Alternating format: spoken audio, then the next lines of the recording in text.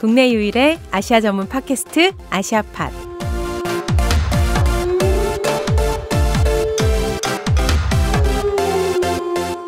안녕하세요. 참여연대 신미지 간사입니다. 오늘도 김영종 연세대학교 국제관계학과 교수님 함께합니다. 쌤 안녕하세요. 네, 안녕하십니까. 네, 안녕하십니까. 그랬네. 선생님, 날씨도 더운데 오시느라 고생하셨을 것 같은데 요즘에 어떻게 잘 지내고 계신가요? 네, 잘 지내고 있습니다. 한 달에 한 번 만나도 선생님은 이 질문을 너무 어색해 하시는 것 같아요. 너무 어색해요. 네. 네, 선생님 사회적 거리두기가 완화되면서 해외여행 가는 분들 지금 늘고 있다고 하더라고요. 예, 일본도 많이 가고. 많이 구하기 어렵고 또 이제 비싸다 그러더라고요. 네. 동남아 같은 경우도 태국 같은 경우는 100만 원, 110만 원. 와, 예. 진짜 비싸네요. 평상시 거의 한 2배? 유럽 가던 그렇죠. 가격이네요. 예. 쌤 말레이시아는 가실 건가요? 뭐 아직은 계획이 없는데 하반기쯤 한번 노리고 있습니다. 저 가방에 그럼 같이. 예? 가방에 들어가서 같이 가면 죄송합니다. 네, 쌤도 알고 계시듯이 아시아팟이 코로나 팬데믹 속에서도 쉬지 않고 여러 나라 이야기를 차곡차곡 모았잖아요. 네, 그렇죠. 예. 네, 그래서 저는 청취자 여러분들께 주변에 아시아로 여행을 가시는 분들이 계시다. 그러면 아시아팟을 꼭 듣고 가시도록 추천을 좀 해주셨으면 좋겠다는 부탁을 드립니다. 김영종 선생님, 저희가 드디어 아시아 TMI에서 캄보디아 이야기를 들을 수 있게 됐습니다. 네네. 캄보디아는 꼭 한번 알아보고 싶은 나라였는데 전문가 찾기가 너무 어려웠잖아요, 선생님. 그래도 다행히 선생님께서 도와주셔서 귀인을 찾았습니다. 네, 오늘 캄보디아에 대해서 이야기해 주실 분은 부경환 선생님이신데요. 안녕하세요, 선생님. 네, 안녕하세요. 네, 안녕하세요. 아시아팟 네. 청취자들께 인사, 소개 부탁드립니다. 네, 안녕하세요. 소개받은 부경환입니다. 저는 이제 인류학을 전공하고 캄보디아를 연구하고 있고요. 네. 캄보디아뿐만 아니라 다른 동남아도 같이 연구하고 있고 지금은 서울대 인류학과에서 박사 논문을 준비하고 있습니다. 박사 논문 준비한다는 얘기 들으니까 되게 가슴이 무거워지네요. 너무 네. 어려울 것 같아요, 박사 논문. 바쁘실 것 같고. 네, 바쁘실 네. 것 같고. 어때요, 선생님? 지금 이제 학기 중에서 바쁘긴 한데 그래도 요청이 들어와서 저 개인적으로는 굉장히 영광으로 생각하고 이 자리에 그래요? 왔습니다. 와, 네, 저희가 너무 감사합니다. 영광입니다. 저희가 저희- 영광이에요, 네. 선생님. 네, 아닙니다. 저 아시아팟 예전부터 이제 한다고 소식은 듣고 있었는데 네. 사실 잘 챙겨 듣진 네. 못했었고 네. 이제 한 번도 안 이때까- 들으셨죠? 조금 이제 아. 들어왔습니다. 네, 그리고 네. 이제 이때까지 출연하신 분들 보니까 뭐 잘 아시는 분들도 많이 출연하셔가지고 네. 제가 또 괜히 아시아팟 명예 누가 되는 건 아닌지. 설마요. 하지만 아시아팟에 안 불러주시면 또 서운해하시는 분도 계셨으면 좋겠다는 생각이 드네요, 저는. 네, 선생님 반갑고요. 우선은 이렇게 전문가를 구하기 힘든 이 캄보디아라는 나라, 선생님 어쩌다가 이 나라와 인연을 맺게 되셨는지 궁금합니다. 아마 다른 분들도 비슷할 것 같은데 어떤 특별한 운명적 계기랄까? 뭐 주어진 그런 조건이 있었던 건 아니고 원래 저도 사실 캄보디아는 잘 모르고 있었죠. 네. 그냥 어릴 때는 굉장히 그냥 막연한 이미지만 가지고 있었고 그냥 앙코르왓에 대한 어렴풋한 이미지만 있어서 그냥 동경하고 있었는데 지금 2006년에 앙코르 경주 세계문화 엑스포라는 것이 열렸거든요. 앙코르 경주요? 네, 그래서 원래 경주 문화 엑스포가 그때 이제 캄보디아랑 처음으로 같이 열었는데 사실 그때만 해도 잘 몰랐었거든요. 네. 근데 이제 요 엑스포 때문에 그 캄보디아 관련된 그런 행사 포스터들이 굉장히 많이 붙어 있었고 그 이제 포스터 보면 이제 항상 이제 앙코르왓이나 그 이제 사원 이미지가 나오는데 그걸 보다 보니까 왠지 그냥 뭔가 굉장히 신비롭고 네. 그런 이제 불가사의한 느낌 여전히 몰랐을 때니까 네. 그런 게 있었고요. 또 한 번 이제 일본에 그해 이제 일본 여행을 갔었는데 일본 이제 저녁에 숙소에서 이제 방송을 보다 보니까 우리로 치면 이제 여행 예능 프로그램 같은 거였어요. 근데 네. 뭐 세계 불가사의를 찾아서 뭐 비교해서 대결하는 거였는데 제 기억에 막 이집트 피라미드랑 캄보디아 이제 앙코르왓이 나왔던 것 같아요. 그래서 그걸 보면서 저기가 되게 저 정도구나. 그냥 가보고 싶다라는 이제 생각만 가지고 있었거든요. 네. 그런데 이제 우연한 기회에 그때 이제 제가 대학을 이제 학부를 졸업할 당시였는데 제 이제 지인분이 캄보디아에서 한국어 교사를 구한다. 그래서 이제 근데 그게 무슨 정식 교사라기보다는 그냥 이제 좀 자원봉사 같은 느낌이었는데 그래서 저는 이제 사실은 학부를 졸업하고 딱히 진로를 못 정한 상태였어요. 네. 그래가지고 근데 이제 마침 또 캄보디아라고 하니까 그러면은 내가 한번 가서 해보고 싶다. 그렇게 이제 얘기를 해서 캄보디아에 2007년 2월에 처음 가게 됩니다. 그래서 네.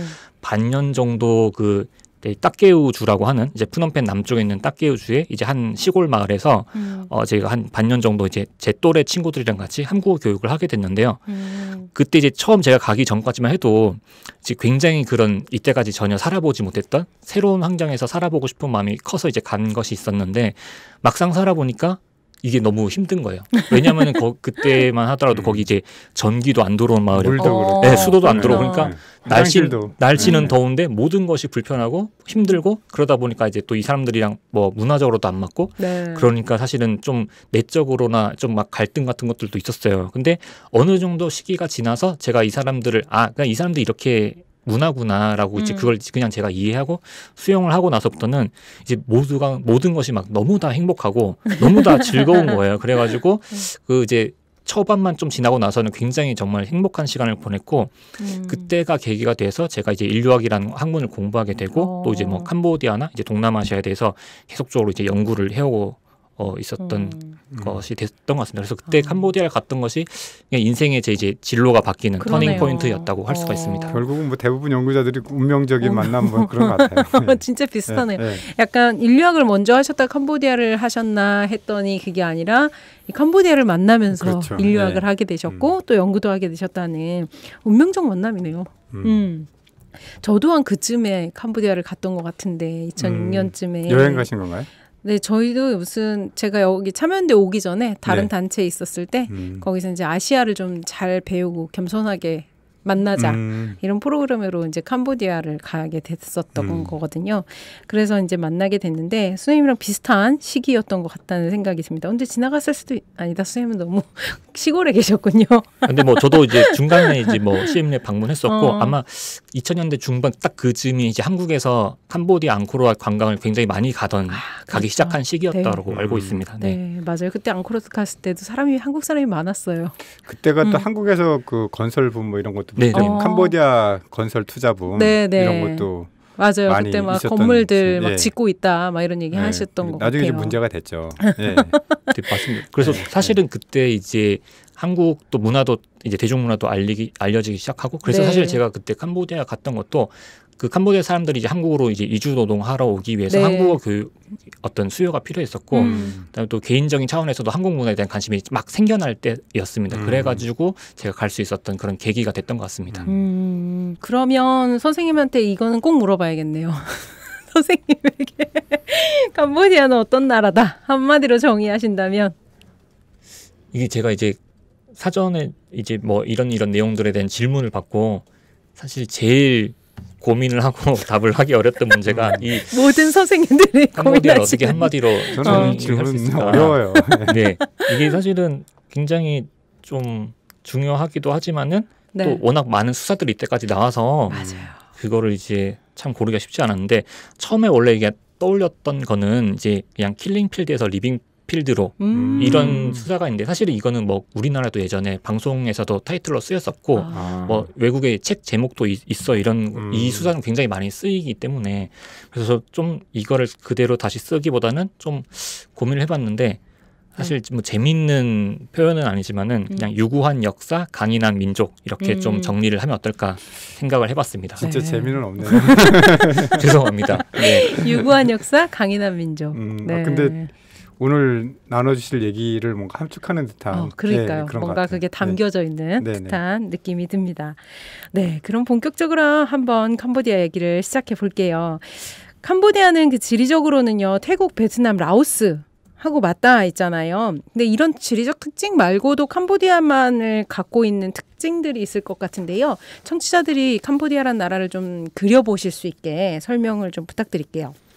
아무래도 뭐 지리적으로나 자연 환경적으로는 뭐 그 주변의 다른 동남아시아 국가들, 특히 대륙부 동남아시아 국가들이랑은 뭐 굉장히 유사할 것 같고요. 그래서 뭐 일반적으로 뭐 관광을 갔을 때는 그 풍경만 보고서는 사실은 뭐 큰 차이를 구별하실 수가 없을 것 같은데 그래도 캄보디아 같은 경우는 지리적으로 일단 다른 좀 이건 꼭 알아야 된다라고 하는 유별나는 특징이 일단 메콩강이 흐르고 있고 뭐 메콩강은 다른 나라로 다 흐르잖아요. 네. 근데 이제 똘레삽이라고 하는 이게 동남아시아에서 가장 큰 담수호 호수입니다. 그래서 이 똘레삽이 이제 캄보디아 북서부에 굉장히 크게 자리하고 있고 이것이 이제 캄보디아 사람들 뭐 생활 환경이나 뭐 여러 가지 사회 문화적으로 큰 이제 영향을 끼치고 있는 호수고 이게 이제 건기 때는 굉장히 규모가 작아졌다가 우기 때는 이제 규모가 굉장히 커져요. 그래서 캄보디아 사람들이 이제 여기에 또 맞춰서 굉장히 다양한 방식으로 적응해서 생활을 하고 있어서 이 부분이 좀 가장 특징이지 않을까. 실제 똘레삽에 가보면은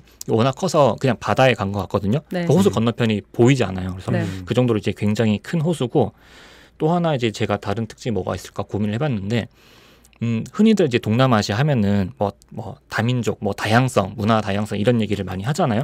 캄보디아 역시도 물론 캄보디아 이제 크메르족 외에 여러 소수종족들이 있긴 한데 다른 동남아시아 국가들과 비교했을 때는 그 크메르족의 비율이 사실 월등하게 많은 거의 인구도 하면 거의 95% 이상 정도가 크메르족이거든요. 그러니까 사실상 거의 하나의 민족이 한 나라를 구성하고 있어서 다른 동남아시아 국가들과는 굉장히 좀 다른 점이다.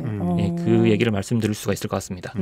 언어적으로도 그러면 거의 통일돼 있겠네요. 네, 거의 크메르어를 쓰신다고 보면 되고 뭐 종교도 이제 거의 불교도라고 보시면 되고 그래서 뭐 보통 캄보디아 가서 정말 뭐 산간 지역이나 혹은 이제 그 이제 무슬림들이 사는 그런 지역들이 있긴 한데 거기를 이제 일부러 방문하지 않는 이상 일상적으로 캄보디아 여행 가서 만나는 캄보디아인들은 다 크메르족이고 크메르어를 쓰고 불교도일 거다. 거의 열의 아홉 이상은 그렇게 생각을 하시면 되겠습니다. 그렇구나. 약간 좀 진짜 좀 다르네요. 우리나라처럼 약간 동일한 언어와 동일한 인종들이 구성이 되어 있는 나라라고 설명할 수 있을 것 같고요. 왕이 또 있으시잖아요, 그 나라는. 그렇죠? 네, 그렇습니다. 근데 실권은 없다고 하기는 하더라고요. 맞아요? 네, 지금 왕은 사실 정치적으로 크게 이제 관여를 하진 않고 이제 상징적인 자리에 있는 거고 하지만 이따 뭐 얘기가 나올 수 있겠지만 이전에 있던 그 시아녹 국왕 같은 경우는 이제 정치적으로도 굉장히 중요한 역할을 수행을 했었습니다. 태국 왕하고는 또 느낌 다른 거죠? 그렇죠. 저는 이렇게 왕 이러면 약간 우리의 핫하신 태국 왕 생각나가지고 근데 좀 다른 느낌으로 그죠. 왕이 계시고 왕의 권한을 보면 브루나이가 이제 가장 극단적인 네. 선생님 제가 캄보디아 하면 사실 사람들은 킬링필드를 정말 많이 떠올리잖아요. 근데 이번 회를 준비하면서 많이 고민이 됐었어요. 지난번 베트남 때도 전쟁에 대한 이야기를 하긴 했는데 이 킬링필드에 대해서 여쭤보는 게 당연한 것 같으면서도 한편으로는 이 캄보디아라는 나라를 어떤 과거의 한 사건에만 묶어두는 듯한 느낌이 들어서 어떤 느낌이냐면 한국 얘기를 하는데 사람들이 계속 6.25만 얘기하는 느낌일 것 같은 거예요. 그래서 이거를 이렇게 설명을 하는 게 좋을까라는 생각을 하는데 역사를 얘기하려고 그러니까 킬링필드를 빼고 갈 수가 없더라고요. 그래서 기왕이면 잘 설명하면 좋겠다. 차라리 잘 알려드리면 좋겠다. 이런 생각이 들어서요. 요 얘기를 좀 잘 해주시면 좋겠는데 우선 킬링필드가 언제 일어났고 또 배경이 무엇인지 궁금합니다. 네, 사실 저도 이제 어디 가서 캄보디아 얘기를 하면은 이제 킬링필드 얘기를 안 할 수가 없는데요. 사실은 뭐 캄보디아 역사에서 킬링필드는 굉장히 짧은 시간인 거고, 혹은 이제 문화적으로는 사회적으로 킬링필드 말고도 다른 여러 가지 이제 얘기거리가 있긴 하지만은 이 사건이 이제 워낙 뭐 역사적으로 지금까지도 영향을 미치고 있는 굉장히 중요한 사건이고, 뭐 사람들이 이제 캄보디아 관광을 많이 가서 뭐 앙코르 같은 걸 관람을 하긴 하지만은 이제 킬링필드에 대해서는 여전히 잘 모르는 경우도 많고 또 이제 얘기를 해보면은 이런 걸 처음 알았다라고 하는 분들도 여전히 많더라고요. 그래가지고 뭐 우리 가까운 이웃, 가까운 역사니까 이거를 얘기하는 것도 꼭 필요하다고 보고요. 나이가 좀 있으신 분들은 아시죠? 반공 영화로 그렇죠. 킬링필드라는 영화를 단체 관람을 학창 시절에 했었어요. 그래서 아마 그런 영향으로 그런 거 이미지를 가지고 있을 텐데 뭐 그 이후에는 또 캄보디아에 대한 관심이 깊지 않아서 또 생소한 분들도 있을 것 같아요. 맞아요. 네, 맞습니다. 네, 그래서 킬링필드는 겨우 4년 가까이밖에 안 됐던 건데 이 전후 이야기를 좀 해주시면 역사를 좀 이해하는데 좋을 것 같습니다. 네, 킬링필드가 이제 왜 발생하게 됐나 그 배경을 설명드리면은 사실은 뭐 굉장히 긴 이야기지만 좀 짧게 줄여서 간략하게 소개를 하면은 일단은 뭐 제가 봤을 때는 크게 이제 국내적 요인과 국외적 요인 이제 두 가지로 나눠서 볼 수가 있을 것 같아요. 그래서 국외적 요인을 먼저 말씀드리면은 뭐 다들 아시다시피 그리고 아마 지난번 이제 베트남 편에서도 다뤄졌을 텐데 제2차 인도차이나 전쟁, 그러니까 우리가 흔히 이제 베트남 전쟁이라고 하는 이제 북베트남과 남베트남의 전쟁이기도 하고 미국이 참여한 그 전쟁이 이제 50년대부터 발생하게 되죠. 근데 이제 아시는 것처럼 이제 이 베트남 전쟁이 사실은 미국의 의도대로 잘 진행되지 않았고 계속적으로 이제 끌려가다 보니까 이제 미국 같은 경우는 이제 점차 이제 베트남 전에 이제 더 많이 참여를 하게 되고 확전이 되게 되죠. 그래서 결국은 그 베트남전이 확전되는 결과가 결국 캄보디아, 뭐 라오스까지 포함해서 주변국들에게 이제 영향을 미쳤다라고 볼 수가 있는데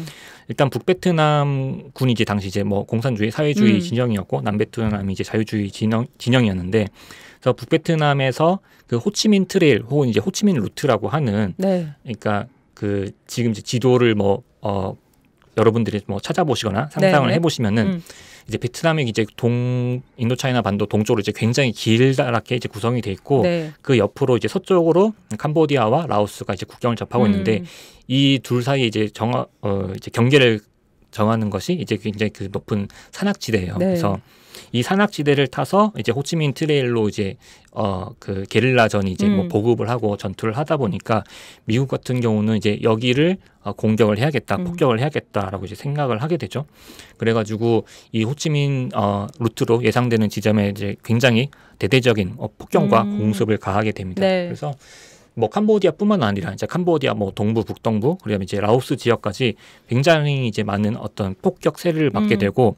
뭐 당연히 이제 많은 사람들이 죽게 되고 또 이제 사람들이 이제 자신의 고향 마을에서 살 수 없게 되니까 그 마을 이제 떠나게 되죠.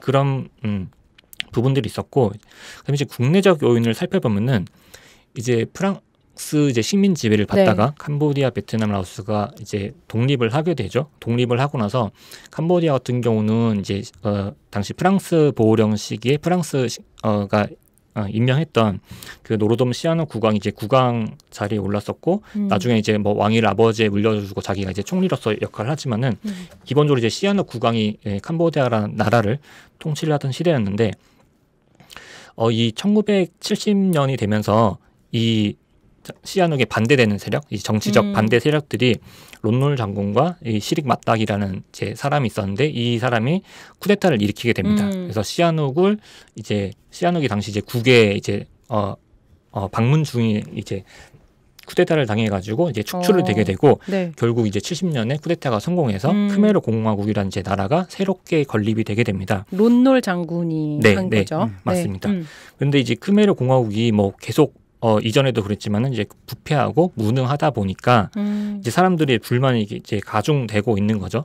이제 이런 국외적 요인이랑 국내적 요인이 이제 결합되다 보니까 또 한편으로 이제 그 캄보디아 일반 국민들 입장에서는 어쨌든 시아누 국왕이 뭐 지금 말하는 어떤 민주적인 통치를 한 것은 아니었지만은 어쨌든 독립을 이룬 영웅이었고 국가적 영웅이었고 국가의 이제 아버지 같은 역할을 하던 사람이었는데 그런 인물이 이제 쫓겨나게 되다 보니까 아무래도 당시 이제 새로 세운 크메르 공화국 론놀 정부에 대해서는 굉장히 반감을 가질 수밖에 없었죠.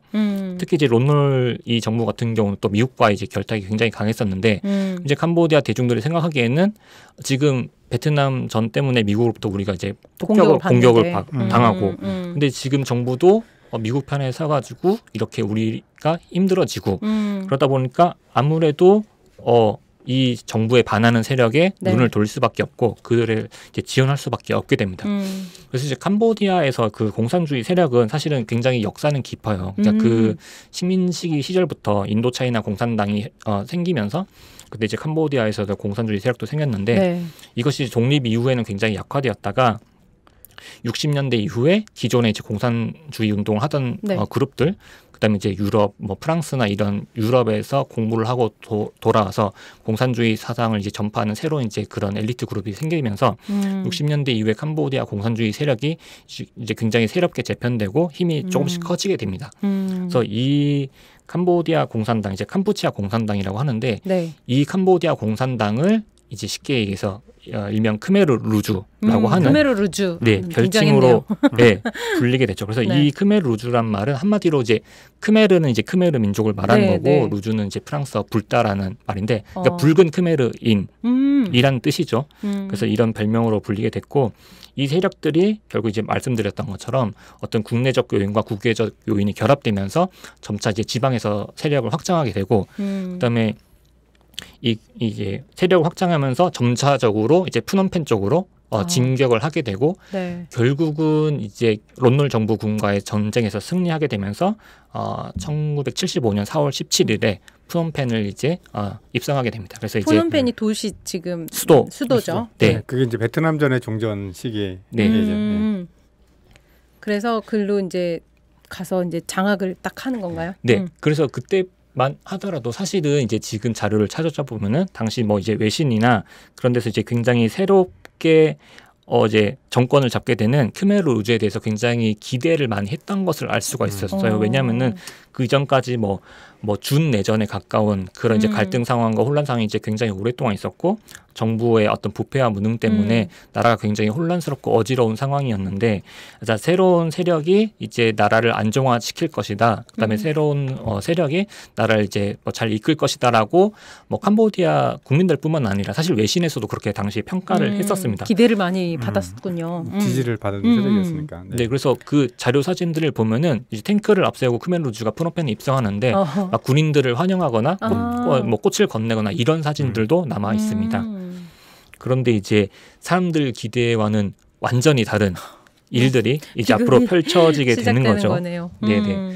그래서 이제 그 크메르 루즈가 이제 새롭게 정권을 잡아서 민주 캄푸치아라고 하는 그런 이제 나라를 세우게 되는데 민주 캄푸치아요. 네네. 항상 이제 공산주의 국가 이름에는 민주가 들어가더라고요. 네. 어쨌든 이제 민주 캄푸치아를 세우는데 이 크메르루즈 세력들이 이제 뭐 굉장히 급진적이고 혁명적인 공산주의 이념 가운데서도 그런 것에 경도된 그런 이제 집단들이 주류 세력을 이루고 있었기 때문에 정말 지금 생각하면은 저거는 게임에서나 가능하지 않을까 싶은 정말 굉장히 그냥 혁명적인 그리고 굉장히 급진적이고 극단적인 정책을 펼치게 됩니다. 그래서 가장 먼저 했던 것이 뭐 당시 이제 푸놈펜 같은 경우는 이제 푸놈펜에 원래 살고 있던 주민들도 있었지만은 이제 말씀드린 것처럼 그 이제 베트남 전 때문에 혹은 내전 때문에 피해가지고 이제 푸놈펜으로 이제 난민처럼 몰려든 사람들도 굉장히 많이 있었는데 이 사람들 포함해서 이제 도시에 있었던 사람들을 전부 다 시골 지역으로 강제 이주를 시킵니다. 그러니까 푸놈펜을 포함해서 모든 도시 인구를 이제 소개시키는 거죠. 지역으로 막 보내는 거예요. 네네. 그러니까 이 크메르루즈가 지도부가 생각했던 것은 캄보디아 나라가 왜 이렇게 됐나? 그럼 캄보디아라는 나라가 발전하려면 어떻게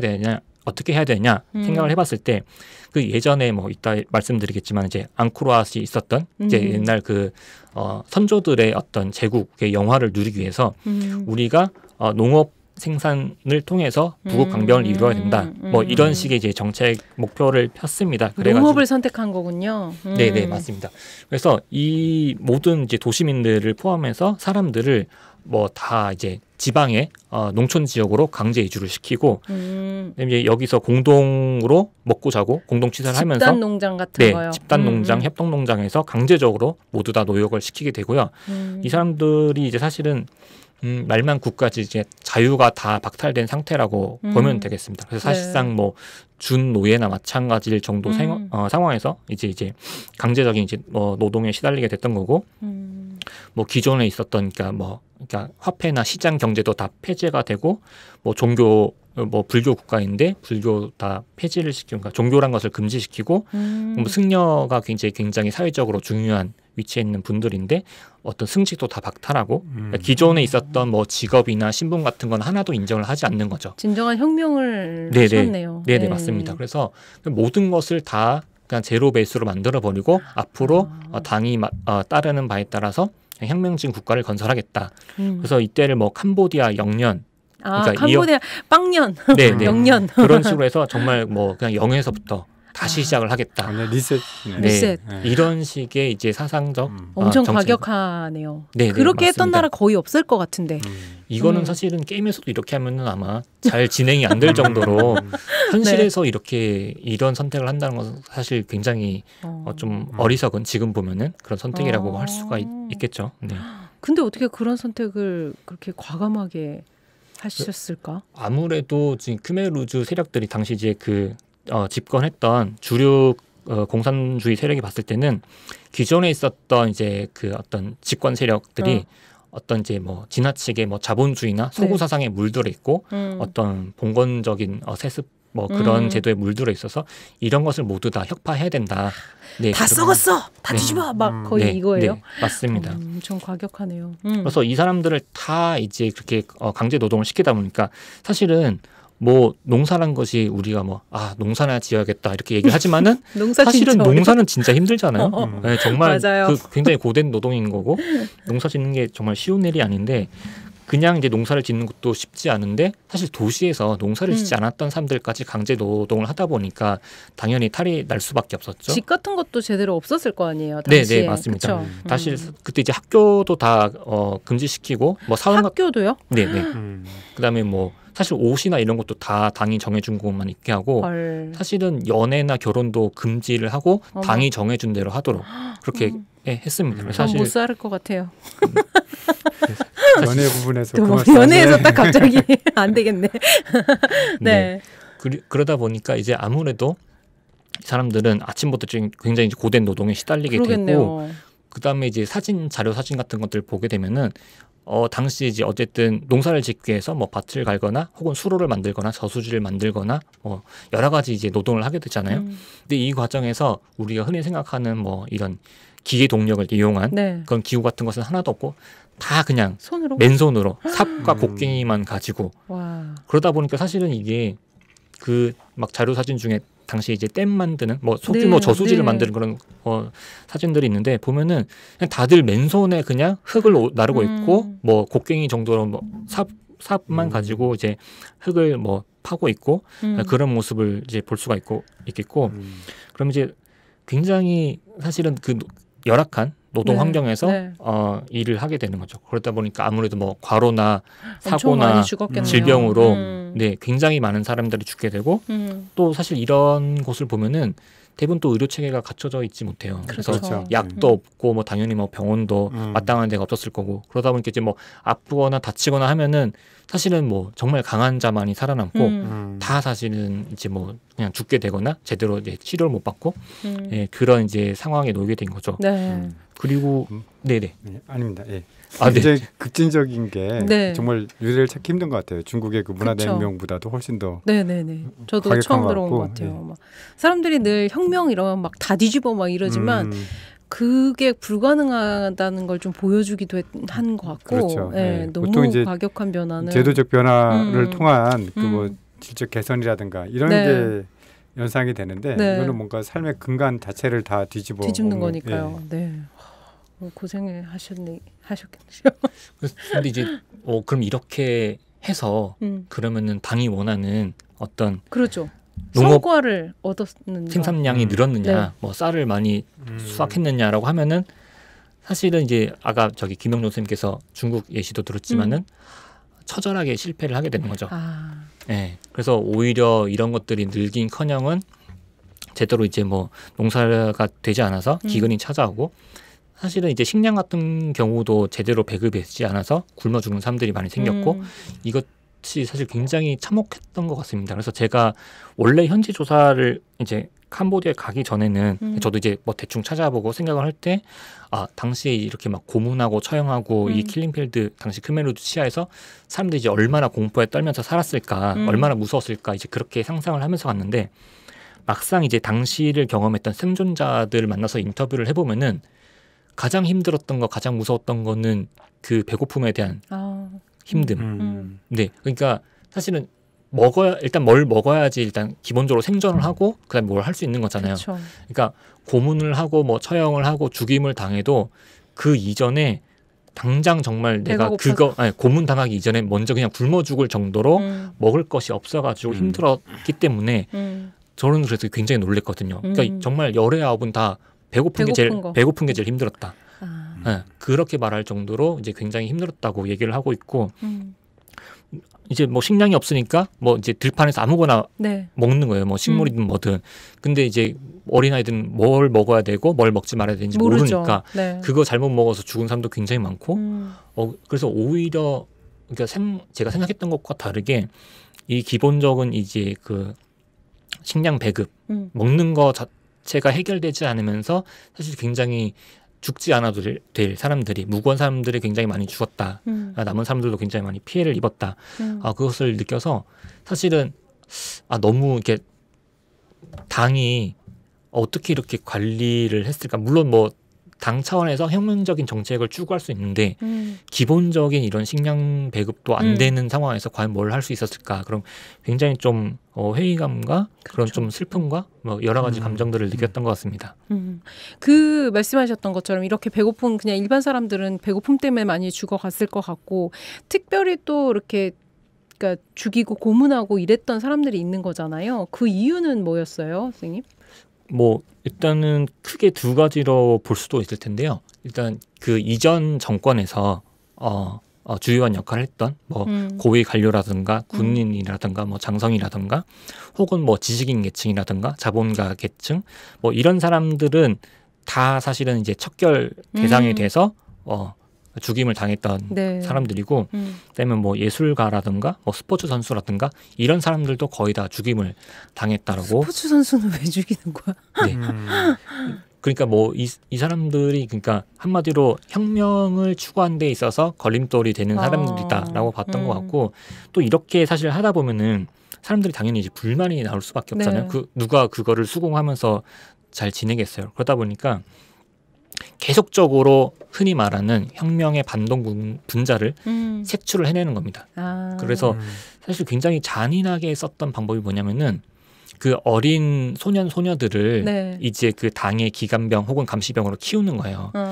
그 어린 친구들은 아직 뭐 어떤 판단력이나 이런 인지력이 완전히 성숙되기 전이니까 당에서 말만 교육을 받고 이제 뭐 자기 부모를 포함해서 주변의 어른들 중에 뭐 예를 들면 불만을 토하는 사람 이런 사람들 있으면은 당에다가 일러 바치는 거죠.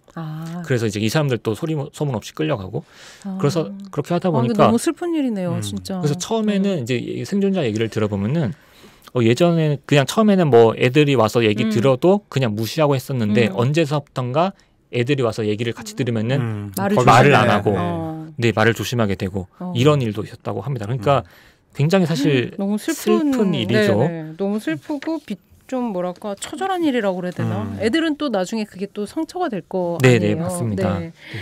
그렇군요. 이 비극이 아까 앞전에도 말했듯이 길지 않아서 3년 8개월이라고 들었어요. 그래서 1979년에 베트남 지원을 받은 캄푸치아 구국연합 전선에 의해서 크메르루즈가 패하고 끝났는데 그 킬링필드 이후 이야기도 또 궁금해요. 그 베트남 지원을 받은 사람들은 어떤 사람들이에요?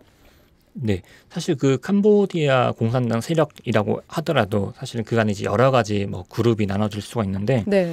크게 보면은 이제 친베트남 국제주의 세력과 네. 그다음에 반베트남 민족주의 세력으로 구분해서 이 공산주의 안에서도 네. 친베트남, 반베트남 이렇게 네, 네. 나눠진 거예요. 그래서 원래 이제 뿌리가 사실 인도차이나 공산당에서 시작됐다라고 했잖아요. 그래서 이제 그때부터 이제 이었던 사람들은 사실은 이제 공산주의 이념이 뭐 민족이나 국가보다는 어떤 그런 노동자 계급의 평등과 연대를 추구하는 것인데 그러다 보니까 그런 이제 사고가 있었던 반면에 사실 이제 당시 크메르루즈의 세력 주류 세력이라고 할 수 있는 이제 그룹들은 굉장히 민족주의적인 극우적인 그런 입장을 가지고 있었습니다. 그래서 베트남 같은 경우는 뭐 이제 타도의 대상이었던 거고 사실은 그 원래 붙어있는 나라들끼리 역사적으로 사이가 다 안 좋잖아요. 그래서 캄보디아도 사실 베트남이랑 뭐 영토를 뺏기고 했던 역사이기 때문에 사실 캄보디아도 베트남과 사이가 그렇게 좋지는 않습니다. 네. 네, 그런 부분들이 있었고 또 한편으로 이제 그런 당시 이제 이거는 뭐 김영종 선생님께서 더 잘 아실 수 있는데 그 당시 이제 국제 정세가 그 공산주의 세력 내에서도 중국과 소련이 약간 또 이제 갈등하는 양상이 있었는데 네.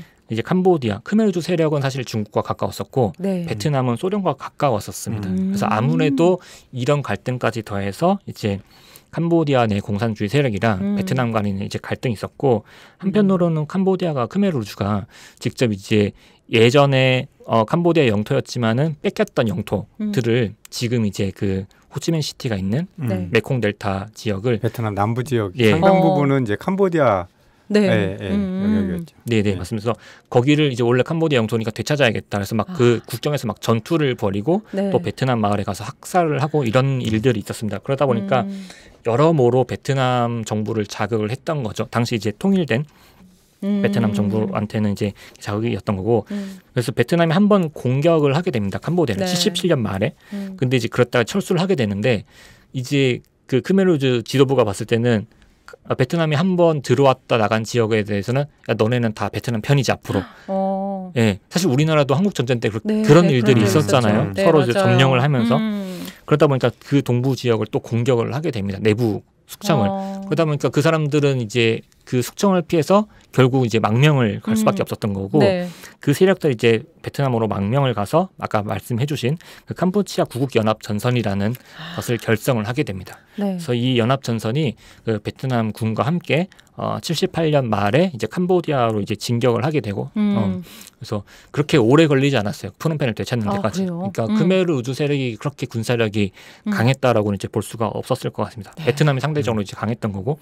그래서 12월 달에 이제 진격을 해서 뭐 1979년 1월 7일에 프놈펜을 다시 이제 굉장히 이제 단어 선택이 중요한 건데 프놈펜을 이제 수복했다라고 볼 수도 있고 이제 프놈펜을 침공했다라고 새로운 세력에 침공했다라고도 볼 수 있는 거죠. 요 역사에 대한 이렇게 볼 수도 있고. 요거는 사실 뭐 이따가 다시 또 말씀을 드리겠지만 어쨌든 그 이후로 친베트남 정부가 이제 수립이 되게 됩니다. 아, 그렇구나.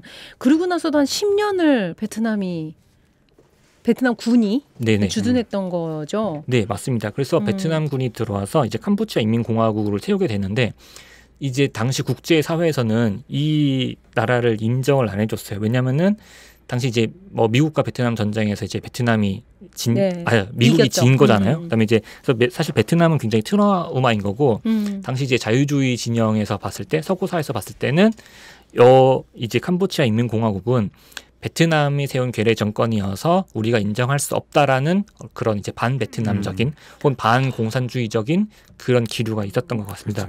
그렇죠. 그걸 인정하게 되면은 주변국들로 또 이제 베트남의 그 영향력 또는 쉽게 말하면 공산화가 확대될 것이다. 이제 그런 그래서 주변국들 태국이라든가 이런 나라들 굉장히 예민하게 반응을 했었죠. 그래서 그러면 미국이나 이런 데는 그럼 폴포시랑 크메르루즈를 지원해요?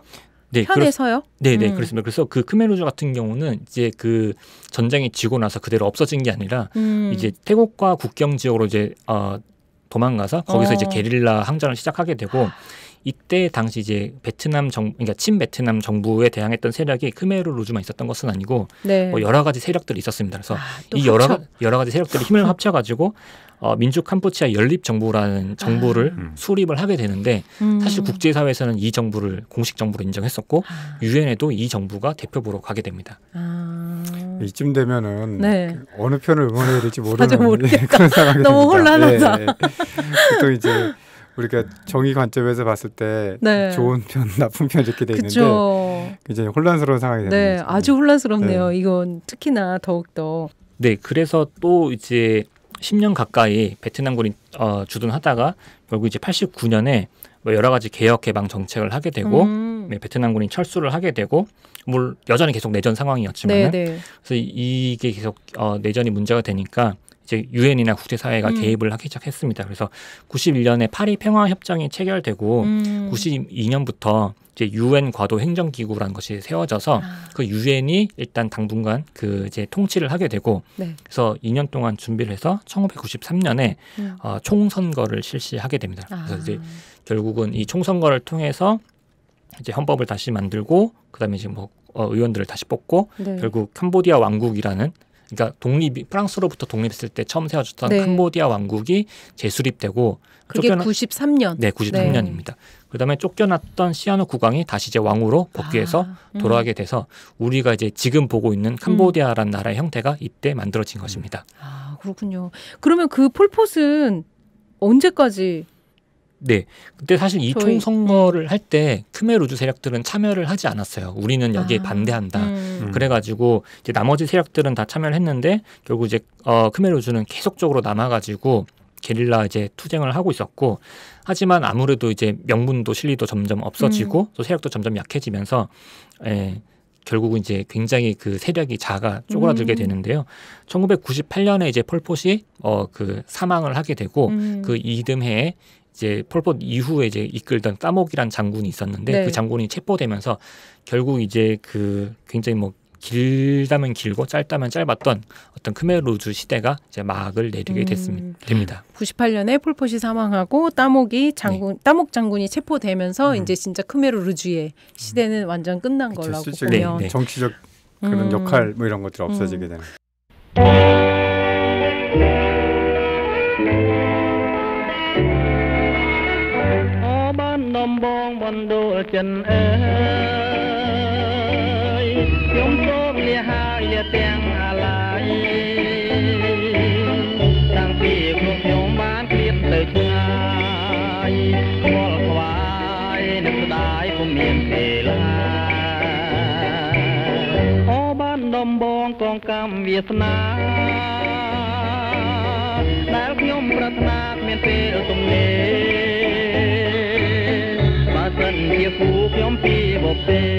네, 지금 듣고 계신 음악은 부경환 선생님께서 소개해 주신 캄보디아 음악인데요. 선생님 어떤 노래인지 좀 알려주세요.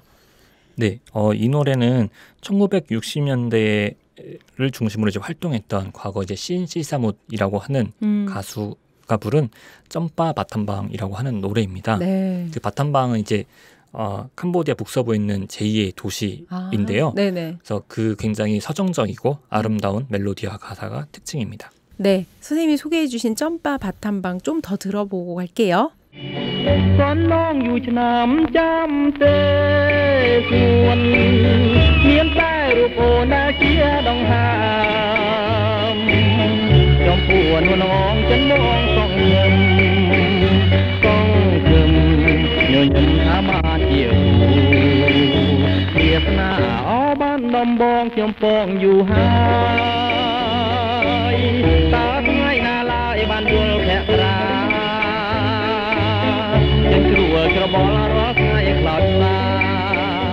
지난 아시아 TMI 베트남 편에서도 누군가한테는 승리 전쟁인데 또 누군가한테는 패전으로 기억되는 베트남 전쟁의 기억을 소개해 주셨거든요. 선생님도 이제 킬링필드의 기억과 재현에 관한 연구를 하셨는데 아까 조금 전에 언급하셨던 것처럼 프놈펜의 누군가는 수복, 누군가는 뭐라 그러시죠? 침공 이렇게 얘기해 주셨거든요. 이 이야기 좀 해주시면 좋겠어요. 네, 말씀드린 것처럼 이제 그 구국 전선이랑 베트남군이 이제 캄보디아로 들어와서 새로운 나라를 세우게 되는데 말씀드린 것처럼 사실 이 국제사회에서 아무래도 이 정부의 국가의 어떤 정통성이나 적법성에 대해서는 좀 인정을 받지 못하는 부분이 있었던 것이 사실입니다. 그래서 그러다 보니까 또 캄보디아 내부적으로도 말씀드린 것처럼 어떤 베트남인에 대한 좀 역사적인 반감 그런 것들이 이제 같이 작용을 하고 있었고요. 그러다 보니까 이 새롭게 나라를 세웠던 집단 같은 경우에는 우리가 크메르루주로부터 캄보디아 국민들을 지켜준, 해방시켜준 승리자이자 구원자이다 이런 이제 내러티브를 형성하게 되고 그럼 이제 그 반대편에 있는 크메르루주는 뭐 당연히 이제 굉장히 악마적인 악행을 저질렀지만은 더욱더 그런 것을 부각시켜가지고 굉장히 참혹하고 악랄한 기억들로 재편집해서 어떤 이제 실제적 있었던 역사적 사건으로서가 아니라 재편집되고 재구성된 기억으로서 이제 킬링필드라는 하나의 이제 내러티브를 구성을 하게 됩니다. 그러니까 킬링필드라는 역사는 있었지만 이제 다시 그 베트남의 힘을 얻고 들어온 구국 연합전선은 이걸 더 기억을 더 부각시킨다는 말씀이신 거죠? 양마화하는. 네. 그럴수록 자신들의 어떤 정당성이 올라가니까 더 보장이 되니까. 그래서 그 당시에 이제 사람들을 굉장히 많이 고문을 하고 또 수감을 했던 수용소들이 전국에 굉장히 많이 있었는데 그 중에서도 이제 가장 대표적인 곳이 지금 이제 뚜어슬랭 박물관이라고 하는 프놈펜에 위치한 그곳이 있습니다. 그래서 원래 그곳은 이제 학교였다가 수감 시설로 이제 S21이라고 하는 수감 시설로 활용을 했다가 이제 베트남군이 들어와서 여기서 이제 굉장히 많은 사람들이 고문을 당하고 죽었다는 이제 그런 자료들을 발견을 하게 됩니다. 그래서 그 khmer rouge가 사실 굉장히 급하게 도망을 갔기 때문에 베트남군이 쳐들어왔을 때 그 뚜어슬랭에는 실제 고문을 받던 뭐 사람들이나 시신들이 그대로 다 있었고 그래서 그 당시를 촬영했던 사진들이 지금도 남아서 전시가 되고 있습니다. 그래서 이렇게 그 당시 이제 khmer rouge의 어떤 악행을 보여줄 수 있는 뭐 캄보디아 국민들뿐만 아니라 외부 세계에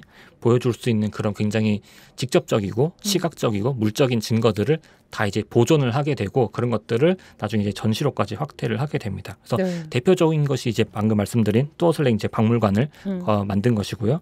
또 하나 이제 전국에 굉장히 많은 그런 학살지 혹은 이제 그 죽은 사람들을 묻었던 매장 지역이 있는데 여기서 이제 굉장히 당시 희생자들의 유골들이 많이 출토가 되죠. 그래서 이 유골들을 뭐 그냥 화장하거나 어디 매장하는 게 아니라 그대로 다 발굴해서 네. 탑 같은 데 모아서 전시를 해서 전국에 어떤 수십 개 혹은 뭐 수십 개가 넘는 그런 유골탑을 네. 그걸 만들게 됩니다. 투명하게 해가지고 네, 다 저도 바꿀 수 있게. 봤어요. 그래서 네네. 깜짝 놀랐어요. 들어가자마자 이 해골을 이렇게 직면하는 게 흔치 않은 일이잖아요. 그래서 보통 이제 킬링필드라고 하면 이제 이 킬링필드 사건을 얘기하기도 하고 이제 그 학살이 이루어졌던 그 지역 땅을 뭐 의미하기도 하고 사실 이제 캄보디아 프놈펜에 관광 가는 여행객들한테는 그 이제 그 쯔ngaek이라고 하는 킬링필드 가장 이제 크고 중심이 되는 학살지가 있는데 네. 그곳을 이제 그냥 단순히 킬링필드라고 이제 가리키기도 합니다.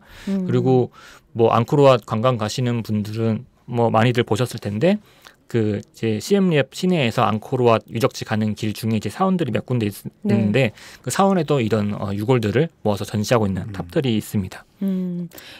당시에 그 희생자 수도 굉장히 좀 천차만별인 것 같아요. 아 그래요. 보통 기록이 아니 그 뭐 일설에 옛날에는 뭐 3분의 1이 죽었다 이제 그런 얘기 있고 그게 그 수가 네. 좀 과장됐거나 또는 이제 다른 원인 뭐 베트남전 에서 사망한 사람들을 포함했다거나 아까 얘기했듯이 강제 노역 과정에서 간접적으로 사망한 사람들을 포함했다거나 뭐 이런 얘기들이 다 넣어가지고 이렇게 숫자를 물론 이제 굉장히 참혹했던 것은 분명하지만 그 아까 얘기했듯이 이제 기억을 재편하는 과정에서 그런 좀 숫자적인 그런 것도 좀 정확하지 않은 쉽게 가늠할 수 없는 그런 상황인 것 같아요. 지금의 캄보디아 정부도 그것은 계속 부각을 시키고 있는 중인 거죠? 아직도? 네, 맞습니다. 뭐 이따도 말씀드리겠지만 결국 지금 정부도 그 당시를 토대 위에 세워진 정부이기 때문에 그럴 수밖에 없고요. 아까 김영종 선생님께서 말씀하신 것처럼 사실 예전에는 뭐 인구의 뭐 3분의 1이 죽었다, 막 300만 명이 죽었다, 400만 명이 죽었다 이런 수치까지 있었는데 사실 이제 가장 최근에 학자들이 연구한 바에 따르면은 학계에서는 한 170만 명 정도. 물론 170만 명 굉장히 굉장히 뭐 많은 수입니다. 상상할 수 없을 정도로. 근데 이제 170만 명 정도가 일단 학자들이 이제 얘기하고 있는 수치고요. 또 말씀해주신 것처럼 저도 가기 전에 이제 킬링필드로 사람들이 죽었다 하면은 그냥 다 직접 처형당하거나 이제 뭐 죽임을 당하는 처형당하는 거라고 생각을 했는데 사실은 뭐 그렇게 뭐 노동 과정에서 죽거나 뭐 강제 이주하면서 죽거나 혹은 이제 전쟁 과정에서 미국이나 베트남과의 전쟁 과정에서 폭격으로 죽거나 사실 이런 사람들까지 다 포함된 수치이기 때문에 직접 그렇게 170만 명을 일일이 다 학살을 하는 처형을 하는 이제 그런 수치는 아니라고 보면 될 것 같고 그러면 그렇다면 그 전에 캄보디아 인구 같은 경우는 그러니까 킬링필드가 일어나기 전에는 사실 인구 조사가 된 게 통계가 정확한 게 잘 없어요. 그래서 학자들이 추산하기는 보통 600만 명 전후 정도라고 얘기를 하고 있어서 아무래도 뭐 3분의 1은 좀 과장됐지만 4분의 1 정도 전후로 사람들이 어쨌든 피해를 입었다라고 생각하면 되고 사실 3분의 1이든 4분의 1이든 그 숫자가 너무나 커서 사실은 가늠이 잘 안 되고 오히려 너무나 비현실적인 숫자여서 맞아요. 약간 상상이 잘 안 돼요. 그래서 그냥 실제 역사라기보다는 그냥 정말 이야기처럼 느껴지는 그런 사건이라고 할 수가 있습니다. 맞아요. 멀지도 않은 사건인데 되게 멀게 느껴지고 약간 그런 느낌이 있고 선생님 말씀대로 저는 앙코르와트 갔다 뚜얼슬랭만 갔다 왔는데요. 지금 오늘 얘기 듣기 전까지는 다 그 뚜얼슬랭 같은 거기에서 다 그렇게 죽인 줄 알았어요. 거의 그렇게만 생각이 들더라고요. 그 모든 전시나 이런 거가 다른 이야기는 없으니까 그 사람들 고문당한 이야기랑 처형당한 이야기밖에 없어가지고 그렇게 단편적으로 기억했는데 사실은 그렇게 지방에서 이렇게 많이 죽어갔던 사실이 있었다는 걸 알게 된 것 같습니다. 네, 근데 선생님 정작 폴폿은 그냥 어쨌건 죽었고 처형이 아니라 그냥 죽었잖아요, 그렇죠? 그다음 정작 킬링필드를 일으킨 사람들에 대한 책임자 처벌은 잘 안 이루어지고 있는데 그거 상황은 어때요? 사실 이제 1979년이나 이제 80년대에도 당시 책임이 있었던 사람들에 대해서 뭐 처벌을 하겠다라고 하는 그런 움직임이나 시도들이 있긴 했는데요. 이런 것들은 사실 그냥 굉장히 번번이 이제 무산이 됐었고, 그런데 이제 90년대 들어서면서 이제 국제사회에서 옛날 이제 유고에 있었던 일들, 그다음에 르완다에서 있었던 일들, 뭐 그런 제노사이드 가지고 이제 국제 전범 재판이 형성이 되고 이루어지게 되죠. 이제 이런 국제사회 분위기가 형성됐다 보니까 캄보디아에도 이런 이제 당시 킬링필드 주범자, 책임자에 대한 처벌이 필요하다라는 그런 여론이 국제적으로 또 국내적으로 생기게 됐습니다. 그런데 이제 다른 국가들의 사례와는 다르게 캄보디아에서는 이 재판부가 설치가 되는 게 사실은 굉장히 좀 오래 걸리고 여러 가지 진통이 있었어요. 그래가지고 왜냐하면은 사실 지금 정부의 입장이 사실 굉장히 모순적이고 애매할 수밖에 없는데. 뭐 지금 정부가 결국은 그 크멜 루즈를 이제 몰아낸 그런 이제 세력의 뿌리를 두고 있지만은 한편으로는 또 크멜 루즈와 전혀 관계가 없다라고도 할 수도 없고 결국 또 이제 뭐 하부 조지로 가면은 사실은 뭐 크멜 루즈 출신이었던 사람들이 또 워낙 많다 보니까 이게 사실은 굉장히 뭐 가해자, 뭐 피해자 혹은 책임자를 구분하는 경계가 굉장히 사실 불확실해지는 거죠. 그러다 보니까 아무래도 그러면은 자기 정부의 어떤 정통성 혹은 이제 정치적 어떤 그런 권세에도 이제 아무래도 영향을 받을 수밖에 없고 그런 것들 이제 두려워할 수밖에 없는 거죠. 그러니까 막 이렇게 그러니까 크멜 루즈의 악행을 막 광고하면서 홍보하면서 정작 처벌은 안 하는 이상한 모양새인 거가 나타나게 되는 거잖아요. 그렇죠? 네. 그래서 그 다른 나라들 같은 경우는 다 국제 재판소가 설립이 됩니다. 근데 캄보디아 같은 경우는 다들 이제 국제 재판소라고 알고 있는데 조금 성격이 달라요. 여기는 캄보디아 법원 내 특별 재판부를 설립하게 됩니다. 국제 재판소가 엄밀히 말하면은 아니라고 할 수가 있고요. 그래서 물론 이제 재판부 구성이 그럼 이제 캄보디아랑 이제 국제 뭐 재판부들이 이제 같이 섞이게 되는데 항상 캄보디아인 판사, 그러니까 캄보디아 정부가 임명하는 캄보디아인 판사 수가 더 많게 돼 있습니다. 독립성을 갖추지 못했네요. 국제적이지 않은 것 같은데요. 그러다 보니까 아무래도 캄보디아 정부의 입김이 들어갈 수밖에 없고 사실은 이제 결국 첨예한 어떤 이슈 대립이 있을 때는 캄보디아 정부가 결정하는 대로 정해질 수밖에 없는 그런 이제 구조적인 한계점을 가지고 있고요. 그래도 어쨌든 간에 처음에는 이제 크멜 루즈의 어떤 고위 지도자, 그다음에 이제 가장 책임 있는 자를 대상으로 기소를 하고 재판을 시작을 하게 됩니다. 그래서 처음에 이제 총 5명이 이제 기소를 당하고 이제 재판이 진행되고 있었는데 제가 이제 2010년에 현지 조사를 했었는데 그때가 한참 이 재판이 진행되고 있었던 시점이었어요. 그래가지고 직접 이 특별 재판부 푸놈펜 그 외곽에 있는데 가서 이제 방청도 해보고 또 지역 마을마다 시민 단체들이 가서 이제 그런 중계를 해주고 설명을 해주거든요. 그런 것도 이제 따라가서 보고 또 혹은 이제 지방에 있는 사람들 초청해가지고 그 재판을 참관하게 하고 이런 이제 일들이 벌어지고 있었는데 당시에도 사실 그 재판이 진행되던 과정에도 이제 얘기가 나왔던 것들이 사실 이 사람들 크멜 루즈 지도자들이 이미 충분히 너무 고령인데 사실은 이제 살 날이 얼마 남지 않았는데 이 사람들이 이제 과연 얼마만큼 처벌을 제대로 할 수 있고 이게 얼마만큼 사실은 정당성을 찾을 수 있냐 그런 얘기들이 나왔었습니다. 근데 이제 아니나 다를까 제가 이제 2010년 당시에는 그 처음에 기소됐던 5명이 다 생존하고 있었던 당시였는데 결국에는 이제 그 재판이 진행되는 도중에 혹은 재판에서 종신형을 선고받았지만은 결국 얼마 안 가서 다 이제 사망을 하게 되고 지금 이제 한 명만 생존해서 종신형을 지금 치르고 있는 상태입니다.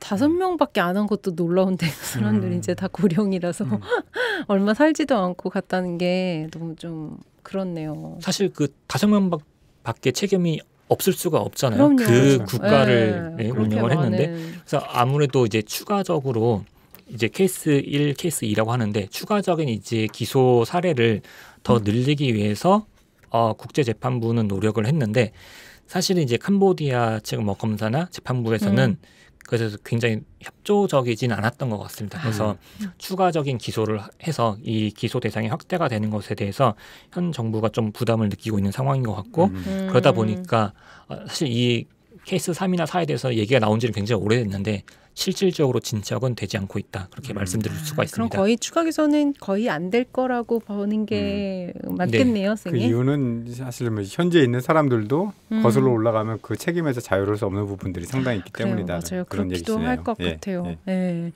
아니 그러면 결국 불쌍한 거는 우리 그 킬링필드로 희생당한 사람들만 양쪽 다에게 약간 고생하다가 모든 사람들이 다 고생하다가 피해자죠. 또 정작 처벌은 제대로 하지 않고 이렇게 전시만 되어 있는 상황처럼 된 것 같아서 너무 마음이 아픈데요.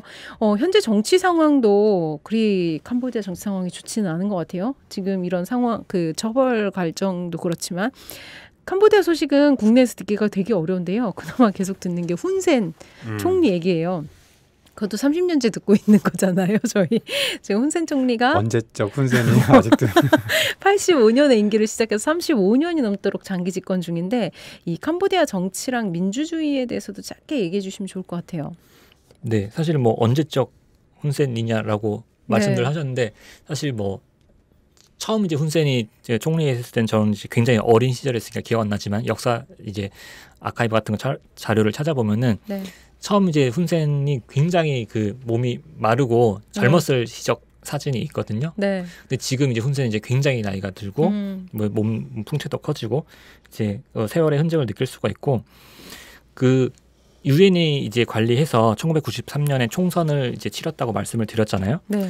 그런데 이제 다들 좀 우려를 많이 했었어요. 이 내전이 있었고 학살이 있었던 나라에 그다음에 그 이전에 사실 민주주의가 제대로 뿌리내리지 못했던 국가에서 과연 기대하는 것만큼 민주적인 절차가 뿌리낼 수 있을지 그다음에 이런 선거들이 공정하게 치러질 수 있을지 고민들과 우려를 많이 했었던 것 같은데 이게 뭐 불행인지 다행인지 모르겠지만은 선거 자체는 굉장히 주기적으로 계속 치러오고 있습니다. 그래서 제도적으로는 괜찮다. 네. 그런데 이제 그 내용을 들여다보면은 아무래도 이제 여러 가지 이제 부족한 부분 혹은 이제 문제점들이 보이는데 예전 같은 경우에 그 선거로 뭐 그 이제 어느 정도 뭐 1당과 2당이 정해지고 거기서 뭐 총리가 정해지고 그런 이제 이렇게 선거를 통해서 이제 국가의 어떤 지도부가 구성이 됐음에도 불구하고 그 이제 지금 이제 CPP라고 하는 캄보디아 인민당 국민당의 세력과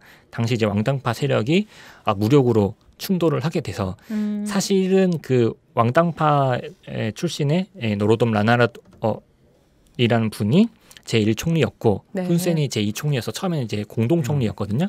그게 90년대 후반 얘기죠. 네. 근데 이제 이런 양측 간에 이제 무장 충돌이 일어나면서 사실은 라나르시 쫓겨나게 되죠. 그래서 공동총리지만 사실상 이제 그때부터 훈센이 이제 혼자 총리를 하는 것처럼 이제 역할을 하게 됐고 그 이후부터는 이제 지금 이제 여당인 캄보디아 인민당이 계속적으로 이제 정권을 잡고 있는, 그러니까 정권이 바뀌지 않는 그런 이제 상황이 이어져오고 있는데 그러다 보니까 이 선거란 것이 정말 어떤 민주적 절차가 제도화되는 게 아니라 그냥 이 여당의 집권 여당의 정통성과 합법성을 그냥 부여하는 기제로만 사용되는 것은 아니냐 이런 측면도 있고 사실 선거도 내용을 이제 들여다보면은 이제 많은 뭐 시민단체나 국제사회에서 선거 이제 참관을 하는데 뭐 여러 가지 뭐 예전에는 뭐 명부 조작이라든가 뭐 금품 살표라든가 뭐 개표 부정이라든가 이런 것도 이제 워낙 많이 있었죠. 지금은 이제 예전보다는 많이 이제 줄어들었다고 할 수가 있는데 이런 부분들도 또 교묘하게 뭐 정치 공작을 한다든가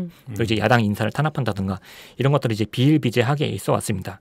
근데 이런 와중에도 불구하고 2013년 이제 사실 이것도 거의 이제 10년 전 일인데 2013년 총선에서 처음으로 이제 그 캄보디아 인민당이 그러니까 일당이 되고 난 이후에 처음으로 50%에 못 미치는 득표를 하게 되고요.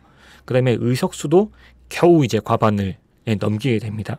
그다음에 이제 야당 세력이었던 이제 구국당이 55석 이제 의석을 차지하게 되고 특히 이제 놀라웠던 것이 푸놈펜을 비롯해서 그 4개 지역 선거구에서는 오히려 이 구국당이 그러니까 야당이 더 많은 의석을 가져가는 이른바 그 약간 큰 도시 거두었고 사실 전체 득표를 따지면은 4% 정도밖에 차이가 안 날 정도로 굉장히 사실은 5대5의 승부였다. 의석수는 조금 차이가 났지만은 그런 상황이었습니다. 그러다 보니까 이 CPP 입장에서는 이제 다음 선거 결과가 아무래도 걱정이 될 수밖에 없었던 거죠. 그래서 많은 사람들이 그리고 다음 선거에서는 정권이 바뀔 수도 있겠다라는 예측을 하기 시작했었습니다. 그러다 보니까 어떤 일이 일어났냐면 2015년에 이 당시 야당 구국당을 이끌던 그 썸양 씨라고 하는 인물이 있는데 이 사람이 또 이제 뭐 굉장히 석연치 않은 이유로 구속영장이 발부가 됩니다. 이 인물 같은 경우는 예전에도 여러 차례 사실은 이런 일이 있었는데 그래서 계속 프랑스나 이런 외국에서 망명 생활을 오래 했었거든요. 캄보디아로 들어오면 이제 구속되니까. 근데 뭐 이때도 사실은 굉장히 예전에 있었던 그 명예훼손 사실은 이 정도까지 중한 범죄가 아닌 혹은 예전에 이미 끝났다고 생각했던 문제들 가지고 다시 끄집어내서 이제 이런 이제 어떤 야당 인사에 대한 법적인 사법을 빙자한 그런 탄압이 이루어지게 되고 그다음에 2017년에 정당법을 이제 개정을 하게 되는데 이 법이 어떻게 바뀌냐면은 정당의 대표가 유죄를 받으면은 그 정당을 해산시킬 수 있다. 대표만 유죄를 받아도 그렇게 바뀌게 되니까 신박하네요. 그래서 이제 그 썸양 씨가 구속영장이 발부된 상태잖아요. 그래가지고 이제 그 야당 대표를 이제 겜소카라는 인물로 바꿨는데 이제 바뀐 대표에 대해서도 굉장히 그냥 뭐 석연치 않은 이유로 뭐 제목을 씌워서 이제 체포를 하게 됩니다. 뭐 치정 뭐 이런 것도 나오고 굉장히 뭐 막장 드라마. 어쨌건 유죄만 만들면 되는 거잖아요. 굉장히 그 막장 드라마의 끝입니다. 그렇구나. 그러다 보니까 그러면 이제 정당 대표가 유죄를 받았어요. 사실은 이게 그 쉽게 말하면 뭐 최종 결심이 난 게 아니거든요. 기소가 된 상태였는데 그냥 이제 심지어 무죄확정이 안 됐는데. 네, 그렇죠. 그런 상황에서 그냥 체포를 하고 그냥 그걸 빌미로 그 최대 야당을 그냥 강제적으로 해산을 시키게 됩니다. 이게 이제 2017년에 있었던 일이고 그래서 그 이듬해 2018년에 총선을 치르게 되는데 야당이 다 해산되고 아니면 이제 그 대표들뿐만 아니라 주요 인사들은 다 몇 년간 뭐 선거권이 박탈되거나 뭐 그런 일들이 있었는데 그러다 보니까 2018년 총선에서는 그 이제 전체 의석수가 125석인데 125석 전석을 CPP가 차지하는 그런 이제 일이 벌어졌습니다. 그래서 사실은 야당 세력이 이제 조금씩 어쨌든 뭐 이합 집산을 하면서 세력을 키워왔고 거의 비등비등하게 뭐 5대5까지 될 정도로 이제 키워왔는데 한순간에 이 야당 세력이 그냥 사라져 버린 것이고 지금 있는 야당들은 사실은 이제 당은 굉장히 많은데 실질적으로 이제 집권할 수 있는 능력이나 그런 역량은 안 되는 그냥 군소 정당들인 거죠. 그러다 보니까 사실 올해도 이제 지방선거가 있고 내년에 총선이 있는데 뭐 큰 변화를 기대하기는 힘들고 아마 CPP가 거의 모든 의석을 차지하지 않을까라고 예상을 하고 있습니다. 지금 그 삼행시가 어디 있나요? 구금돼 있나? 해외에 있나요? 아직? 제가 알기로는 해외에 있는 거죠. 못 들어오고. 지난번에도 뭐 이렇게 입국을 시도했다가 계속 뭐가 무산되고. 그렇죠. 결국은 보면은 지금 훈센의 장기 독재가 굉장히 정교해진 것 같아요. 그러니까 아니 너무 신박해요. 그 법적인 제도 그런 것들을 다 바꿔가지고 그냥 뭐 이렇게 힘으로 막 그렇게 하는 게 아니라 교묘하게 법적으로 제도적으로 아주 정교한 독재 틀을 만든 것이 아닌가. 진짜 조금 약간 앞에 캄보디아의 정치의 민주주의 발전은 조금 아직은 더 요원한 상황이 되어가고 있는 것 같고 훈센님은 더 하실 것 같네요. 그리고 저도 잘은 모르지만 아까 얘기했던 역사적으로 베트남, 친베트남, 반베트남 그런 것도 지금 정치에서도 그 선거에서도 이슈가 된다고 해요. 야당 같은 경우는 그 베트남과의 국경이라든가 이런 데에서 뭔가 좀 이렇게 좀 강한 어필이라든가 뭐 그런 걸 해서 대중적인 그 호소를 좀 하고 뭐 그런 영향도 있다고 하는 것 같고 그래서 지금 보면은 훈센이라고 하는 그 개인이지만 그 개인이 가지고 있는 것이 킬링필드에서부터 이렇게 그러네요. 꼬여진 누적된 그런 것들을 개인부터 정치까지 다 이렇게 복합되어 있는 게 아닌가 얘기를 들으면서 그런 생각이 좀 들었어요. 네, 너무 안타깝네요. 그렇게 아픈 역사를 가졌으면 조금 그걸 딛고 좋은 역사를 만들어가면 참 좋을 텐데. 근데 아까 말씀하셨듯이 그 한때는 2013년경에 거의 뭐 네, 득표가 반반까지 왔는데. 그럼 그 정치 선거 지형이라는 것이 굉장히 여당에 유리했을 텐데도 그 정도 했다면 사실 이제 특히 굉장히 많은 사람들의 그 시민들의 그 민심이라고 하는 거는 굉장히 좀 다른 상황이 아닌가라는 생각이 들거든요. 그렇죠. 예, 아직 남아 있을 수 있죠. 네. 충분히 그럴 것 같아요. 네. 그래서 또 좀 궁금한 게 아무래도 이 젊은 세대들한테는 이 킬링필드도 옛날 이야기일 텐데 어떻게 느껴지는지가 좀 궁금한데요. 이건 어때요, 선생님? 그 예전에 보면 사실 우리도 예전에 학교 다닐 때 사회 교과서가 있고 뭐 역사 교과서가 있으면 현대사 부분은 사실 굉장히 짧잖아요. 짧고 뭐 제대로 언급 안 하고 넘어가고.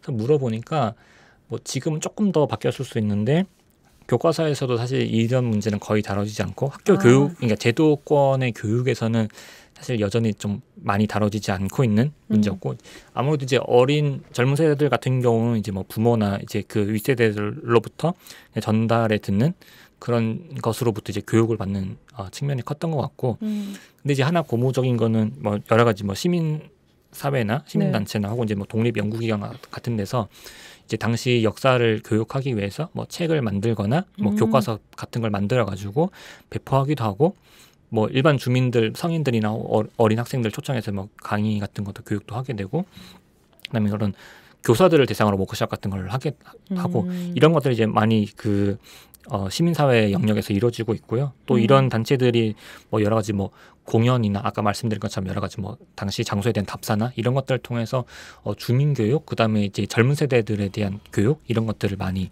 진행을 하고 있습니다. 근데 아무래도 젊은 세대들 보면은 사실 저도 아까 말씀드린 바가 있는 것 같은데 너무나 이게 큰 일이다 보니까 그런 죽임을 당했던 것들도 비현실적이고, 그래서 거의 막 정말 이게 일어났었던 일이냐, 일어날 수 있는 일이라고 뭐 못 믿는 뭐 사람도 있을 정도로 네, 많다라고 해요. 그래서 근데 아무래도 이런 어떤 사회적인 교육 자체가 그래도 점차 확대되면서 젊은 세대들이 이런 사회 교육을 통해서 당시 이제 역사를 학습하고 이런 것들은 점점 많아지는 것 같습니다. 또 그런 젊은 세대들이 조금 더 다른 그 정치적으로도 또 다른 선택을 할 수도 있을 것 같아서 조금은 기대를 해보면 좋겠다는 생각이 듭니다. 놀 땐 홍대 참여연대 우리가 할 수 있는 것들 지금 뭐해. 놀 땐 홍대 참여연대 아직도 회원가입하지 않고 뭐해. 놀 땐 홍대 참여연대 우리가 할 수 있는 것들 지금 뭐해. 놀 땐 홍대 참여연대 아직도 회원가입하지 않고 뭐해. 바로 너 바로 너 바로 너 바로 너 당신이 우리의 든든한 배후 0% 0% 0% 0% 우리가 받는 정부 지원 0% 시위꾼 아냐 시민의 파수꾼 유엔이 인정하는 시민단체 파트너 행동하는 시민과 함께하는 권력 감시기구 참여연대 놀 땐 홍대 참여연대 우리가 할 수 있는 것들 지금 뭐하네. 놀 땐 홍대 참여연대 아직도 회원가입하지 않고 뭐하네. 놀 땐 홍대 참여연대 우리가 할 수 있는 것들 지금 뭐하네. 놀 땐 홍대 참여연대 아직도 회원가입하지 않고 뭐하네. 네, 그 전쟁이랑 학살의 트라우마는 치유도 어렵지만 시간도 되게 오래 걸리는 것 같아요. 우리나라도 아직 그게 제대로 정리가 안 된 것 같고요. 그래서 더 전쟁을 반대할 수밖에 없다는 생각이 들고요. 부경원 쌤 덕분에 오늘 캄보디아와 킬링필드에 대해서 더 많이 알고 깊이 알게 될 수 있었습니다. 선생님 바쁘신데 나와주셔서 정말 감사드립니다. 네, 감사합니다. 다음 시간에 또 뵙겠습니다. 네. 2부에서는 캄보디아의 자랑 앙코르와트에 대한 이야기랑 더불어서요. 캄보디아 사회에 대해 알아볼 예정입니다. 기대해 주시고요. 아시아 TMI 캄보디아 1편은 여기까지입니다. 들어주셔서 감사합니다.